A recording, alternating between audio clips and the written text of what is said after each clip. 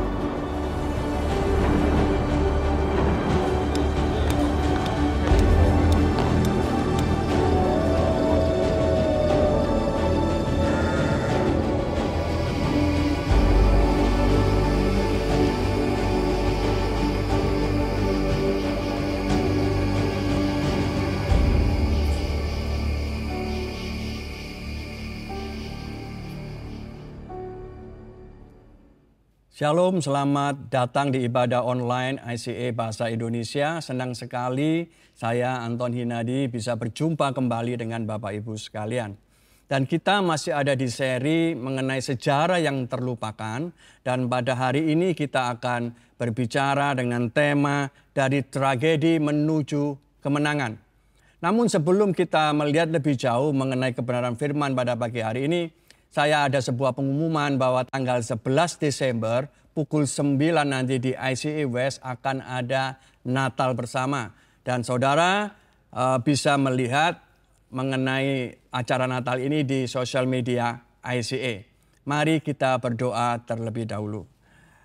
Bapak Surgawi, kami mau memulai daripada ibadah kami dengan mendengarkan firman-Mu. Kiranya Tuhan Kau pimpin setiap kami untuk dapat menerima firman-Mu dengan hati yang lembut dan berbicaralah kepada setiap kami melalui Roh Kudus-Mu Tuhan, sehingga kebenaran firman-Mu ini benar-benar termeteraikan dalam hati setiap kami dan menghasilkan buah di dalam kehidupan kami dan juga membawa kemuliaan bagi nama-Mu. Terima kasih Bapa, segala hormat, pujian, kemuliaan hanya bagi nama Kristus Yesus Tuhan dan penebus kami yang hidup. Amin. Saudara tentu mengetahui bahwa akhir-akhir ini di dalam berita di sosial media kita bahwa ada sebuah berita yang viral, yaitu bahwa ada seorang pria yang ketahuan menipu orang banyak dengan dia pura-pura meninggal. Jadi pria itu bahkan meminta istrinya untuk mendatangkan ambulans dan membeli peti mati, dan ia dimasukkan ke dalam peti mati seolah-olah dia sudah meninggal. Dan rencananya adalah pada saat rumah itu atau peti itu ditaruh di rumah, dan ketika semua pelayat itu sudah pulang, maka ia akan keluar diam-diam dan ia akan menghilang. Dan ia akan datang lagi dengan sebuah identitas yang baru. Namun sayang, rencana itu gagal karena ada orang yang mengetahui kebohongannya dengan ia berpura-pura mati itu. Alasan mengapa pria itu melakukan semua kebohongan itu dengan dia pura-pura mati adalah karena ia memiliki hutang yang cukup banyak dan ia mau menghindar atau melarikan diri dari masalah tersebut. Saudara, selama manusia itu hidup di dunia ini, siapapun itu, apakah dia itu tua atau muda, apakah itu orang yang terkenal atau orang biasa, apakah orang yang berpendidikan tinggi atau tidak, semuanya itu akan mengalami masalah. Dan dimanapun manusia ini berada, di benua manapun, tentu masalah itu akan datang dan menghampiri. Artinya apa? Bahwa tidak usah untuk melarikan diri dari masalah. Tidak ada gunanya. Masalah harus dihadapi dengan respon yang benar. Dan hari ini kita akan belajar dari seorang tokoh yang luar biasa, yaitu luar biasa di dalam memberikan respon positif di tengah masalah berat yang dialaminya. Orang ini tidak menghabiskan waktu dengan mengatakan mengapa. Mengapa hal ini terjadi padaku Tuhan? Dan meratapi nasibnya siang dan malam. Namun ia mengatakan, oke, aku sekarang ada di dalam masalah situasi seperti ini, apa yang harus kulakukan sekarang? Ia melihat ke depan. Ia tidak mau duduk diam untuk meratapi nasibnya. Dan ini adalah respon yang diperlukan bagi setiap kita. Tidak disebutkan sekalipun bahwa ia mengeluh atau bersungut-sungut saat menghadapi masalah. Itulah sebabnya Alkitab mencatat bahwa Tuhan senantiasa menyertainya dan membuatnya berhasil dalam segala yang ia kerjakan. Mari kita baca di dalam kitab Kejadian pasal yang ke-37 mulai ayat yang pertama. Adapun Yakub, ia diam di negeri penumpangan ayahnya, yakni di tanah Kanaan. Inilah riwayat keturunan Yakub. Yusuf tak kala berumur 17 tahun, jadi masih muda, biasa menggembalakan kambing domba bersama-sama dengan saudara-saudaranya, anak-anak Bilha dan Silpa, kedua istri ayahnya, dan Yusuf menyampaikan kepada ayahnya kabar tentang kejahatan saudara-saudaranya. Nama Yusuf disebutkan dahulu pertama dari riwayat keturunan Yakub. Padahal Yusuf adalah anak ke-11 dari ke-12 anak laki-laki daripada Yakub.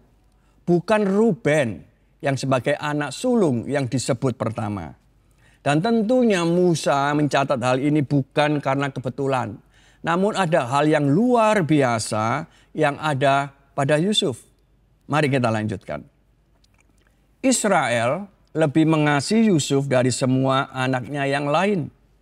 Sebab Yusuf itulah anaknya yang lahir pada masa tuanya. Dan ia menyuruh membuat jubah yang maha indah bagi dia. Yusuf lahir dari Rahel, istri yang dikasihi Yakub. Yakub bekerja selama 14 tahun. 7 tahun pertama ia bekerja kepada Laban, mendapatkan Lea, dan 7 tahun berikutnya baru ia mendapatkan Rahel, seorang wanita yang dicintainya. Sehingga menunjukkan betapa besar cintanya Yakub kepada Rahel. Dan ketika Yusuf lahir dari istri yang dicintainya, tentunya bahwa kasihnya juga lebih besar diberikan kepada Yusuf dibanding anak-anaknya yang lain. Pada masa itu, jubah adalah suatu hal yang umum yang dimiliki oleh setiap orang. Dan jubah biasanya digunakan untuk menghangatkan badan di waktu malam, dibuat untuk alas duduk, atau juga bisa dijaminkan untuk mendapatkan pinjaman.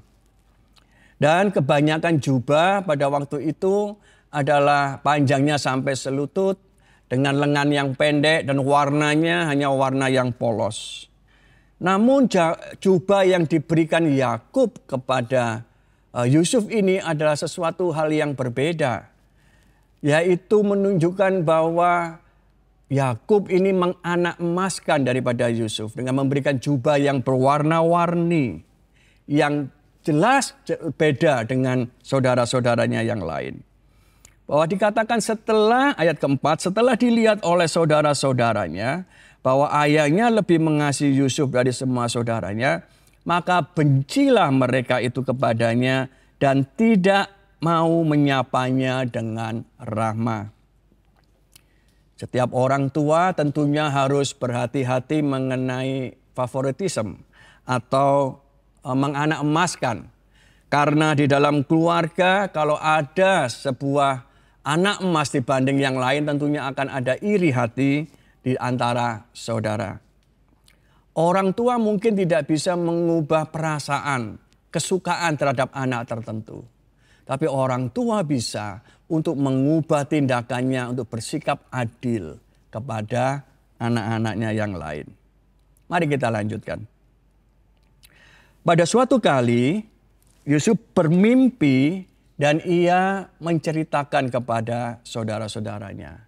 Kak, aku ada 2 mimpi. Mimpi yang pertama adalah bahwa saat kita sedang berada di ladang dan kita masing-masing memegang berkas daripada gandum-gandum, maka berkas milikku ini akan berdiri dan berkas gandum kalian itu semuanya itu sujud menyembah berkasku ini. Dan mimpi yang kedua, bahwa akan tampak matahari dan juga bulan dan ke-11 bintang dan semuanya sujud menyembah kepadaku. Demikianlah kata Yusuf. Ketika semua kakak-kakaknya itu mendengar mengenai cerita mimpi Yusuf itu, maka marahlah mereka semuanya. Karena mereka merasa direndahkan dan membuat mereka lebih benci lagi kepada Yusuf. Bahkan dikatakan Yakub menegur Yusuf atas mimpinya ini. Kata sujud di sini memiliki artinya berlutut dan bersujud secara sukarela. Mimpi Yusuf berarti bahwa waktunya akan tiba ketika 11 orang saudaranya dengan rela menghormati dan mentaatinya. Yang juga berarti bahwa mereka mengakui bahwa Yusuf adalah anak sulung di antara saudaranya. Dan cerita ini berlanjut ketika suatu hari Yusuf diminta oleh Yakub untuk melihat keadaan saudara-saudaranya yang sedang menggembalakan kambing domba di tempat yang jauh. Dan ketika saudara-saudara Yusuf melihatnya dari jauh, bahwa mereka bersepakat untuk membunuhnya. Jadi saudara, di sini bahwa kebencian disertai iri hati adalah sebuah kombinasi yang mematikan. Di 1 Yohanes 3:15 dikatakan bahwa setiap orang yang membenci saudaranya adalah seorang pembunuh manusia. Dan kamu tahu bahwa tidak ada seorang pembunuh yang tetap memiliki hidup yang kekal di dalam dirinya. Ketika Yusuf sampai ke kakak-kakaknya, mereka segera menanggalkan jubahnya dan melemparkannya ke dalam sumur yang kosong tidak berair. Lantas ketika kafilah orang Ismail mendekat, Yehuda mengusulkan untuk menjual Yusuf kepada pedagang itu dan Yusuf dibawa mereka ke Mesir. Walaupun saudara-saudara Yusuf tidak membunuhnya, mereka mengira bahwa Yusuf tidak akan bertahan sebagai budak belian. Sebagai budak belian tentunya Yusuf tidak diperlakukan dengan baik. Wah, selama perjalanan ke Mesir, di terik matahari yang begitu panas, Yusuf harus berjalan tanpa alas kaki dan dirantai. Dan ketika sampai di Mesir, Yusuf akan dijual kembali, seakan sebagai barang yang tidak bernyawa. Dan kakak-kakaknya mengira bahwa mereka tidak akan pernah berjumpa kembali dengan Yusuf. Namun Tuhan tetap berpegang kendali atas hidup Yusuf dan punya rencana besar dan ilahi atasnya. Kita lanjutkan di Kejadian 39 ayat yang pertama sampai ayat yang kelima. Adapun Yusuf telah dibawa ke Mesir, dan Potifar seorang Mesir, pegawai istana Firaun, kepala pengawal raja, membeli dia dari tangan orang Ismail yang telah membawa dia ke situ. Tetapi Tuhan menyertai Yusuf, sehingga ia menjadi seorang yang selalu berhasil di dalam pekerjaannya. Maka tinggallah ia di rumah tuannya orang Mesir itu. Setelah dilihat oleh tuannya bahwa Yusuf disertai Tuhan, dan bahwa Tuhan membuat berhasil segala sesuatu yang dikerjakannya, maka Yusuf mendapat kasih tuannya, dan ia boleh melayani dia. Kepada Yusuf diberikannya kuasa atas rumahnya, dan segala miliknya diserahkannya kepada kekuasaan Yusuf. Sejak ia memberikan kuasa dalam rumahnya dan atas segala miliknya kepada Yusuf, Tuhan memberkati rumah orang Mesir itu karena Yusuf. Sehingga berkat Tuhan ada atas segala miliknya, baik yang di rumah maupun yang di ladang. Di sini kita melihat bahwa penyertaan Tuhan membawa favor, kemurahan, dan keberhasilan. Saat Potifar membeli Yusuf dari orang Ismail untuk dipekerjakan sebagai pekerja di rumahnya, mungkin itu adalah salah satu keputusan terbaik yang pernah Potifar buat. Sebab Yusuf adalah orang yang cakap, yang selalu berhasil di dalam segala tugas yang diberikan kepadanya. Karena Tuhan menyertainya. Bahkan dikatakan bahwa Tuhan memberkati orang Mesir itu karena Yusuf.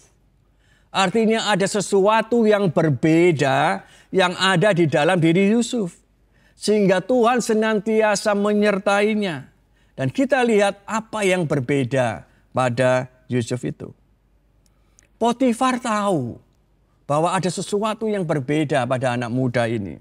Itulah sebabnya Potifar mengasihi Yusuf lebih dibanding yang lain dan diberi kepercayaan yang semakin besar. Ada sebuah pepatah Yahudi yang mengatakan bahwa jika dunia mengetahui betapa berharganya seorang yang baik, maka mereka akan membuat pagar di sekeliling orang itu dengan mutiara.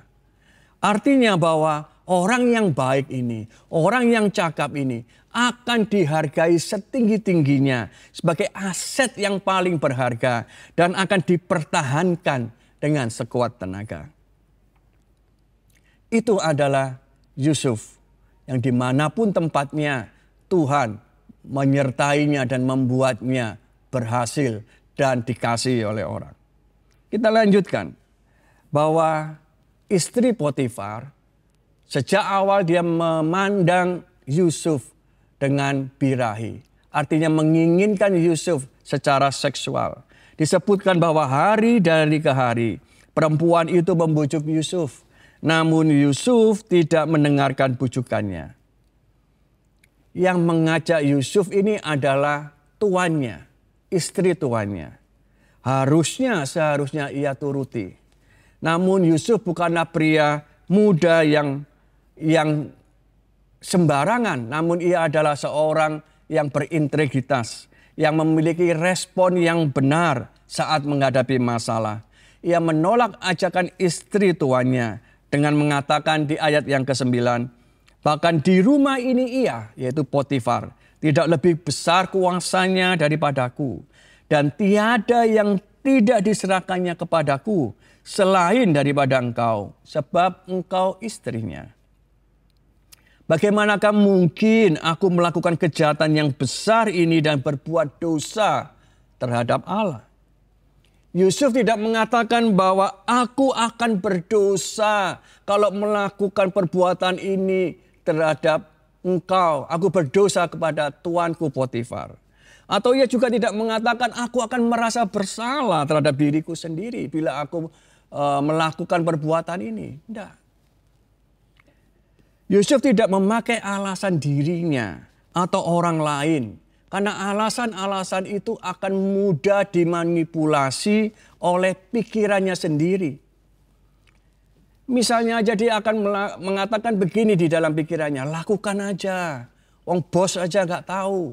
Semuanya dalam keadaan sepi.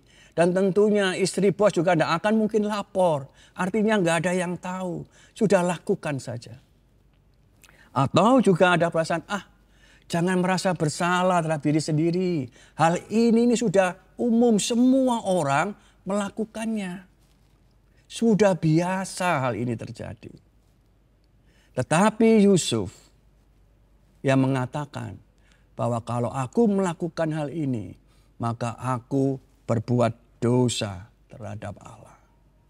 Sebab ia tahu bahwa kejahatan seksual ini ada sebuah bentuk ketidaktaatan terhadap Tuhan. Dan respon ini, respon yang benar dari Yusuf ini adalah hasil dari hubungan yang dekat dengan Allah. Bahwa Yusuf menyerahkan hidupnya bergantung sepenuhnya kepada Tuhan. No wonder, gak heran bahwa Tuhan itu sangat demen, sangat suka kepada Yusuf dan senantiasa menyertai serta memberkatinya. Suatu kali ketika ada kesempatan, maka istri Potifar menjadi gelap mata dan memegang Yusuf untuk mengajaknya dengan paksa untuk berzina. Namun Yusuf lari keluar, bukan lari mendekat. Ia tahu bahwa ia tetap tinggal, kalau ia tidak lari, bahwa ia akan jatuh, bahwa ia tidak akan kuat menghadapi godaan tersebut. Godaan seksualitas hanya bisa direspon dengan lari, bukan ditengking. Tengking tidak akan menghilangkan itu, tetapi lari ada satu-satunya jalan untuk menghindari daripada kejatuhan di dalam dosa seksual. Ketika istri Potifar sadar bahwa ia tidak berhasil, maka ia memfitnah Yusuf dan melaporkannya kepada suaminya. Potifar menjadi marah, lalu ditangkapnya lah Yusuf dan dimasukkan ke dalam penjara di istana. Ayat yang ke-21. Tetapi Tuhan menyertai Yusuf dan melimpahkan kasih setianya kepadanya. Dan membuat Yusuf kesayangan bagi kepala penjara itu. Sebab itu kepala penjara mempercayakan semua tahanan dalam penjara itu kepada Yusuf. Dan segala pekerjaan yang harus dilakukan di situ dialah yang mengurusnya. Dan kepala penjara tidak menyampuri segala yang dipercayakannya kepada Yusuf. Karena Tuhan menyertai dia dan apa yang dikerjakannya dibuat Tuhan berhasil. Bayangkan saudara, pada zaman itu seorang budak di penjara pula. Itu adalah sebuah hal yang istilahnya tidak diperhatikan orang sama sekali. Menjadi budak aja sebuah hal yang sangat menyedihkan, yang sangat rendah, yang tidak dilirik orang, apalagi di dalam penjara. Akan semua orang pasti mengatakan bahwa orang ini tidak memiliki masa depan. Namun Alkitab mencatat bahwa Tuhan tetap menyertai Yusuf apapun situasinya. Bahwa God's favor and God's blessing tidak pernah meninggalkannya. Bukan tempat, bukan situasi, melainkan ada sesuatu di dalam diri orang ini yang dimana Tuhan tidak pernah meninggalkannya. Di dalam penjara itu ada dua orang kepercayaan daripada Firaun, yaitu juru minuman dan juru roti. Karena suatu kesalahan maka mereka akhirnya dipenjara. Dan di tempat di mana Yusuf juga berada. Pada suatu kali bahwa juru minuman dan juru roti ini, mereka ini adalah orang-orang pertama yang mencicipi makanan yang hendak dihidangkan kepada Firaun. Jadi apabila ada musuh yang mencoba meracuni, maka mereka yang pertama kali yang akan kena. Pada suatu kali mereka berdua bermimpi dan memiliki arti masing-masing. Namun mereka dikatakan bahwa raut mereka muram karena mereka tidak mengerti arti mimpi itu. Dan Yusuf meminta mereka untuk menceritakan. Setelah juru minuman menceritakan mimpinya, bahwa Yusuf mengartikan bahwa dalam 3 hari posisinya sebagai juru minuman akan dikembalikan oleh Firaun seperti sebelumnya. Sedangkan bagi juru roti, sesudah ia menceritakan mimpinya, Yusuf mengartikan bahwa dalam 3 hari bahwa ia akan dihukum mati oleh Firaun. Dan sebelumnya Yusuf meminta kepada juru minuman itu, apabila ia sudah dibebaskan dan kembali kepada posisinya, dia meminta pada juru minuman itu untuk mengingat dia dan menceritakan nasibnya kepada Firaun supaya ia bisa dibebaskan. Ayat 23 Kejadian pasal 40 mengatakan, tetapi Yusuf tidaklah diingat oleh kepala juru minuman itu, melainkan dilupakannya. Yusuf telah dikhianati dan dibuang oleh keluarganya. Lantas ia menjadi budak. Ia digoda terus-menerus oleh rayuan seksual. Kemudian ia difitnah, dihukum masuk penjara atas tindakannya yang tidak pernah ia lakukan. Dan sekarang ia dilupakan oleh orang yang ditolongnya. Dalam situasi seperti itu, wajar apabila Yusuf meratapi nasibnya. Tetapi Yusuf ini selalu memiliki sebuah respon yang benar. Apapun dalam peristiwa hidupnya itu, ia selalu mengubah keadaan yang negatif menjadi yang positif dengan respon yang benar. Yusuf tidak tinggal diam dan meratapi nasibnya, namun ia melangkah maju sebab ia tahu bahwa Tuhan menyertainya.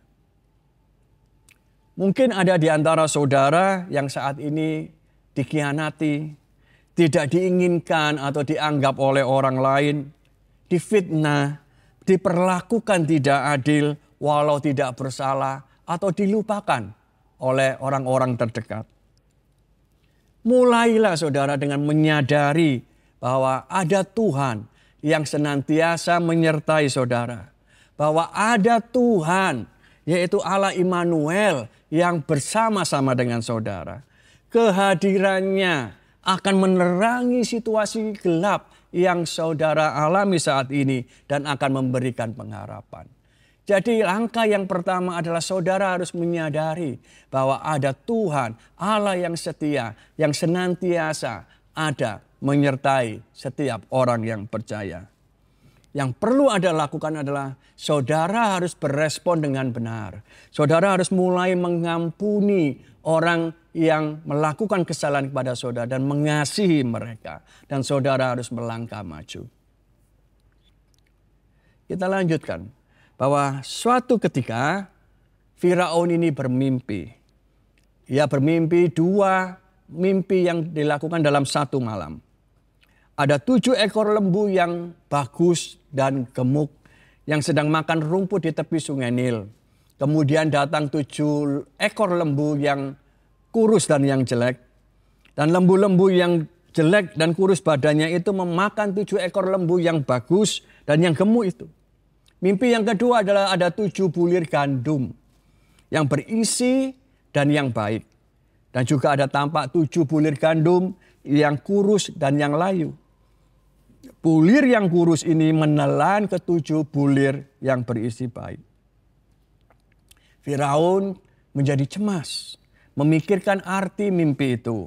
Dan ia memanggil semua ahli dan semua orang berilmu di Mesir untuk menafsirkan mimpinya. Namun tidak ada seorang pun yang bisa. Juru minuman akhirnya teringat akan Yusuf. Dan yang pernah menafsirkan mimpinya dengan tepat 2 tahun sebelumnya dan menyampaikannya kepada Firaun. Ayat 14, kemudian Firaun menyuruh memanggil Yusuf. Segeralah ia dikeluarkan dari tutupan.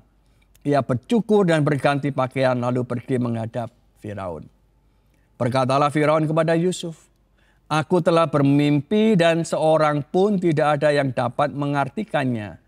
Tetapi telah kudengar tentang engkau. Hanya dengan mendengar mimpi saja engkau dapat mengartikannya. Yusuf menyahut Firaun, "Bukan sekali-sekali aku, melainkan Allah juga yang akan memberitakan kesejahteraan kepada tuanku Firaun." Yusuf menafsirkan kedua mimpi Firaun itu dengan tepat, bahwa akan datang masa kelimpahan selama 7 tahun dan kemudian diikuti dengan masa kelaparan selama 7 tahun. Yusuf tidak menyombongkan dirinya ketika dipuji oleh Firaun, namun ia memberikan pujian itu kepada Tuhan. Yusuf menyadari bahwa kemampuannya untuk menafsirkan mimpi bukan dari kehebatannya, bukan dari pengalamannya, bukan dari pengetahuannya, tapi dari Tuhan Allah yang hidup, yang senantiasa menyertainya. Kita pun juga harus berbuat yang sama. Ketika ada orang lain yang memuji kita, betapa pintarnya kita, betapa hebatnya kita, namun kita harus berikan pujian itu kepada Tuhan, yaitu sebagai sumber yang memberikan kepada kita segala hal yang baik. Jangan curi kemuliaan Tuhan. Yusuf ketika dibawa menghadap Firaun, itu adalah sebuah hari yang mungkin tidak pernah ia sangka-sangka sebelumnya. Mungkin Yusuf berpikir bahwa hari ini adalah sama seperti hari-hari yang kemarin, yang dimana ia berada di tempat yang gelap, di tempat yang lembab, tempat yang tidak nyaman. Tetapi kadangkala kesempatan terbaik datang di saat yang paling tidak diharapkan. Yusuf tidak siap secara tampilan fisik ketika ia harus diminta menghadap Firaun. Oleh sebabnya dikatakan bahwa ia harus mengganti pakaiannya, dia harus bercukur untuk bisa tampil layak di hadapan Firaun sang raja. Tetapi Yusuf siap mulai dari awal secara jiwa dan rohnya, karena ia terus-menerus membangun hubungannya dengan Tuhan. Yusuf menyadari bahwa semuanya ini adalah karena kemampuan, karena kasih karunia Tuhan ada padanya. Karena dimulai daripada hubungannya yang benar dengan Tuhan. Pengenalannya yang semakin hari semakin dalam dengan Tuhan. Itulah yang membuat ia senantiasa siap. Saudara, tetaplah dekat dengan Tuhan. Bahwa ketika kesempatan saudara itu tiba, maka saudara sudah siap. Yusuf selanjutnya memberikan rencana ketahanan pangan selama 14 tahun kepada Firaun.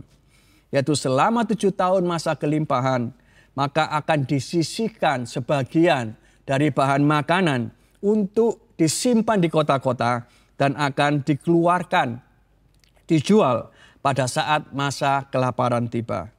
Dan itu dipandang baik oleh Firaun dan para pegawainya. Ayat 38, maka berkatalah Firaun kepada para pegawainya, "Mungkinkah kita mendapat orang seperti ini, seorang yang penuh dengan roh Allah?" Firaun menyadari bahwa Yusuf adalah orang yang dipenuhi roh Tuhan. Pribadi yang sangat hebat dan berkuasa yang menyertai Yusuf, yang ada di dalam diri Yusuf. Itulah sebabnya Firaun mengatakan bahwa oleh karena Allah telah memberitahukan semuanya ini kepadamu, tidaklah ada orang yang demikian berakal budi dan bijaksana seperti engkau. Selanjutnya Firaun berkata kepada Yusuf, "Dengan ini aku melantik engkau menjadi kuasa atas seluruh tanah Mesir." Bagi sebagian besar orang, untuk bisa naik ke atas, orang ini akan berusaha dengan keras. Mungkin dia akan menginjak sana sini untuk bisa naik ke puncak dengan kekuatannya, dengan koneksinya, dengan hartanya. Untuk supaya ia berada di istana, di tempat yang ia inginkan di atas. Namun Tuhan membawa Yusuf bukan naik ke atas, melainkan turun ke bawah. Dari tempat yang gelap menuju ke tempat yang gelap selanjutnya. Dan semakin gelap. Namun Tuhan bawa tanpa disadari bahwa Yusuf sudah ada berada di dalam istana. Meskipun ada di penjara. Dan pada waktunya Tuhan menaikkan dia menjadi seorang penguasa. Dari orang yang hidup secara tragedi dengan hidup yang tragis. Tapi Tuhan bisa bawa naik menjadi orang yang penuh dengan kuasa dan penuh dengan kemuliaan. Kisah hidup Yusuf ini adalah simbol dari kehidupan Tuhan Yesus. Yang dimana Yesus ditolak, direndahkan, menderita, namun akhirnya ditinggikan dan dimuliakan. Tuhan Yesus ditolak oleh bangsanya sendiri. Ia direndahkan, ia dihina dan dipermalukan. Bahkan ia disiksa, menderita luar biasa dengan mati di atas kayu salib bagi penebusan kita. Bahwa ia rela melakukan semuanya ini karena kasih-Nya kepada kita. Bahwa ia mati agar saudara dan saya menjadi hidup. Kematiannya bukanlah akhir daripada segalanya, melainkan sebuah kemenangan atas maut, sebab ia bangkit dan telah ada dalam kemuliaan bersama dengan Allah Bapa di surga. Kuasa kebangkitannya itu ada dalam setiap orang percaya, yakni dalam bentuk penyertaannya dalam persekutuan dengan Roh Kudus yang memampukan kita untuk berespon dengan benar di tengah masalah atau pergumulan hidup ini. Yang diperlukan adalah kita harus menyadari akan keberadaan Allah di dalam kehidupan kita. Untuk kita membangun sebuah hubungan yang benar dengan Dia. Dan bila itu kita lakukan terus-menerus, tidak peduli akan situasi atau masalah atau tempatnya, tidak akan berubah daripada respon kita terhadap masalah yang ada.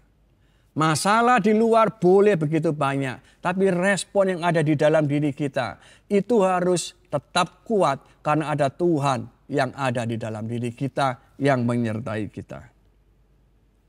Tetaplah membangun hubungan dengan Tuhan yang benar sebab Tuhan kita adalah Immanuel. Tuhan memberkati. Mari kita berdoa terlebih dahulu. Terima kasih untuk firman-Mu pada pagi hari ini Tuhan. Kami mengucap syukur bahwa kebenaran firman-Mu telah kami dengar dan kami percaya bahwa termenteraikan dalam hati setiap kami. Kemuliaan hanya bagi nama-Mu, di dalam nama Tuhan Yesus kami mengucap syukur. Sampai jumpa kembali minggu depan di ibadah ICA online dan Tuhan Yesus memberkati. Kami senang Anda bergabung dengan ibadah ICA hari ini. Selamat berakhir pekan dan sampai jumpa minggu depan. Tuhan berkati Anda dan keluarga. Natal telah tiba dan ICA sudah siap menyambutnya dengan perayaan Natal yang diberi nama The Promise. Acara akan diadakan pada 11 Desember jam 9 pagi dan jam 11 pagi. Hanya pada perayaan jam 9 pagi yang akan memiliki kegiatan sekolah minggu. Kami mohon bantuan Anda dengan scan QR Code berikut untuk memberitahu kami pada ibadah jam berapa Anda akan hadir dan berapa jumlah orang yang akan hadir bersama dengan Anda. Bantu kami agar dapat mempersiapkan yang terbaik bagi semuanya. Saatnya Anda mengajak sebanyak mungkin teman dan keluarga untuk mengenal Tuhan Yesus dan merayakan Natal bersama di ICA. Kelompok kecil adalah cara terbaik untuk terhubung dan bertemu dengan lebih banyak teman di ICA. Apabila Anda belum tertanam dalam komunitas Go Group di ICA, silakan kunjungi website ICA atau buka dari aplikasi Church Center untuk menemukan Go Group yang tepat bagi musim kehidupan Anda saat ini. Mari bertumbuh melalui Go Group. ICA Prayer Service diadakan setiap hari Selasa pada pukul 6.30 sampai 7.30 malam lewat Zoom. Anda bisa mengunjungi Instagram kami @ICSBY untuk mendapatkan meeting ID-nya. Mari menyembah dan berdoa bersama. Memberikan persembahan menjadi semakin mudah. Silakan scan QR Code di layar dengan menggunakan aplikasi bank Anda atau kunjungi icasby.com/giving untuk informasi lebih lanjut. Kami rindu untuk bisa mendoakan Anda.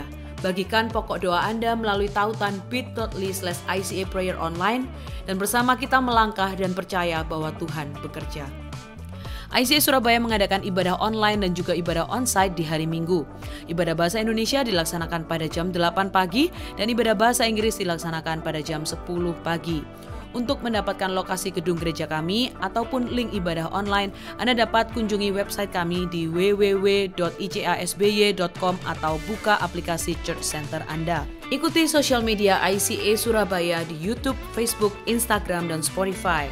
Anda dapat menemukan berbagai informasi, playlist musik, video, renungan, dan lainnya.